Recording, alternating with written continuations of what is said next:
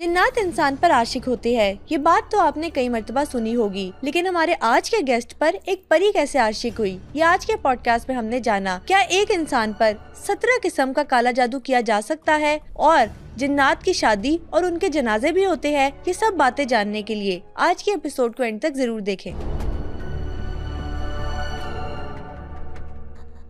ہماری زیادہ تر آڈینس نے ابھی تک چینل کو سبسکرائب نہیں کیا۔ اگر آپ کو لگتا ہے کہ اپنے پوڈ کاسٹ کے ذریعے میں آپ کو ویلیویبل کنٹینٹ دے رہی ہوں تو سنو پوڈ کاسٹ سپر نیچرل کو ابھی سبسکرائب کیجیے۔ سر، آپ کے بارے میں یہ سنا ہے کہ آپ جنات، بھوت پریت، ان ساری چیزوں سے ایک عرصے سے ڈیل کر رہے ہیں۔ سب سے پہلے مجھے بتائیں کہ کہانی شروع کب سے ہوئی؟ میں چھوٹا سا تھا تو میرے والد صاحب جو ہیں وہ بھی اس طرح کی حاضری وغیرہ کرتے تھے، ان کے پاس موکلات وغیرہ ہوتے تھے۔ اچھا، تو وہ مجھ پہ حاضری لگایا کرتے تھے۔ مطلب آپ بچے تھے تب آپ پہ جنات حاضر کر لیا کرتے تھے؟ وہ حاضر کر لیا کرتے تھے۔ تو ان کو دیکھتے دیکھتے یہ ہوا کہ میری جو ایک نظر تھی وہ اتنی وسیع ہوئی کہ مجھے عام چلتے پھرتے بھی جو اس طرح کی جو ماورائی مخلوق ہے، جنات وغیرہ، وہ نظر آتے تھے، لیکن مجھے پتہ نہیں چھوٹا تھا، مجھے احساس نہیں ہوتا تھا کہ یہ انسان ہے یا کیا ہے۔ تو اس حوالے سے یہ شروع سے ہی میرا ان سے ایک تعلق ہے اور واسطہ رہا ہے۔ اچھا، جنات کی حاضری کی آپ نے بات کی، جنات جب حاضر ہوتے تھے آپ پہ کیا کیفیت ہوتی تھی آپ کی؟ اصل میں حاضری کی کئی قسمیں ہیں۔ جو اس طرح بچوں پہ ہم حاضری کرتے ہیں تو وہ بچے کے اوپر جن نہیں آتا، وہ بچے کے سامنے ہوتا ہے۔ اچھا۔ اور وہ جن جو ہے اس کے کوئی اثرات جو ہیں، وہ جن ہو، پری ہو، کچھ بھی ہو، اس کے اثرات اس حاضری والے بچے پہ بالکل بھی نہیں ہوتے۔ وہ بالکل فرینکلی اور فرینڈلی ہوتا ہے ماحول۔ ٹھیک ہو گیا، بالکل۔ حاضری جو ہوتی ہے نا، جب کسی کو جن چمٹے ہوتے ہیں، جب ان پہ پڑھائی کرتا ہے، جب اس پہ جن حاضر ہوتے ہیں پھر اس کے اثرات ہوتے ہیں، جیسے کہ وہ بندے کا بے ہوش ہو جانا، اس کے ہاتھ پاؤں سکڑ جانا، اس کی آنکھوں پتلیوں کا ٹیڑھا ہو جانا، وہ اس وقت ہوتا ہے۔ جو عام ایک نارمل حاضری ہم پڑھائی کے بعد جو آپ کے جنات جو آپ کے قید میں ہیں، جب ان کا حاضر ہونا ہوتا ہے وہ نقصان دہ نہیں ہوتا، وہ فرینڈلی ہوتا ہے۔ تو نقصان دہ کون سے والا ہوتا ہے پھر؟ نقصان دہ وہ ہوتا ہے نا کہ ایک آدمی جا رہا ہے، وہ کہیں جنوں کی کسی جگہ سے بستی سے گزر گیا، اس نے کسی جن کو نقصان پہنچا دیا، اب وہ جن غصے میں اس کے ساتھ چمٹ گیا۔ اب جو جن ہوتے ہیں ان کے چمٹنے کے بھی کئی درجے ہیں۔ مثلا ایک کلی مس ہوتا ہے، ایک جزوی مس ہوتا ہے، ایک دائمی مس ہوتا ہے۔ اب جزوی ہوتا ہے کہ کسی خاص وقت کے لیے کسی خاص آرگن کو اس نے متاثر کیا،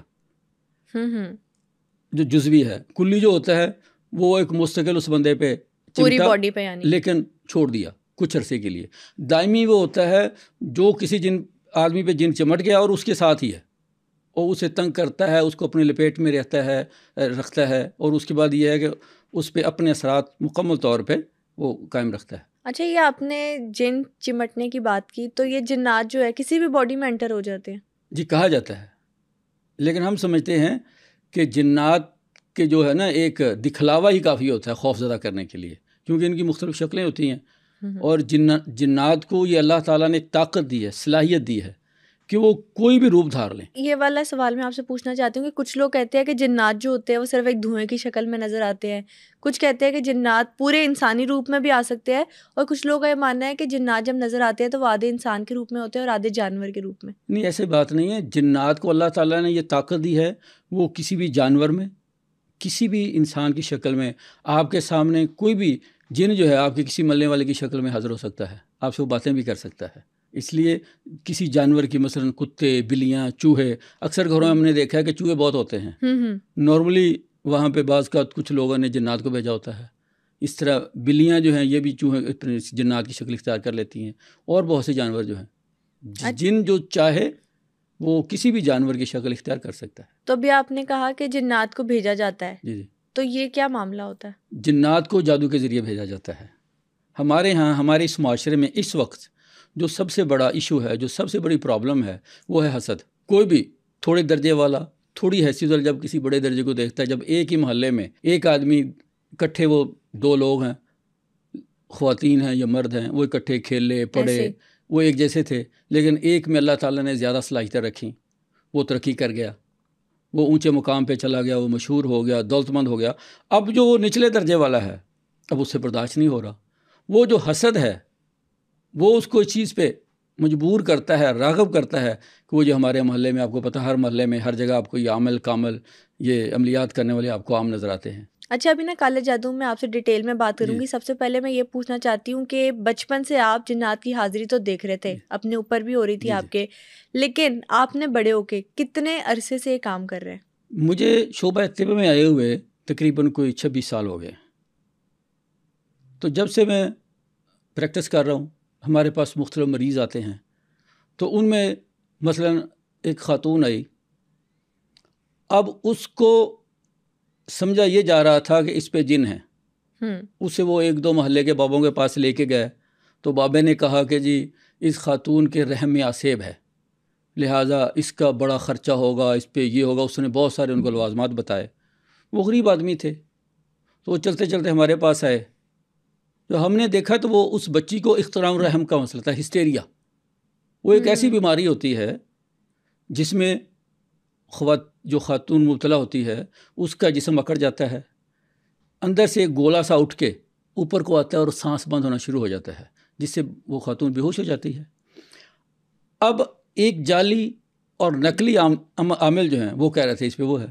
تو ہمیں اپنی اس پریکٹس میں روحانی علوم کا ایک فائدہ یہ ہوا کہ ہمارے پاس جب کوئی مریض آتا ہے تو ہمیں اس کی تشخیص کرنے میں آسانی ہوتی ہے کہ یہ مریض واقعی روحانی اس پہ کچھ اثرات ہیں بھی یا جسمانی.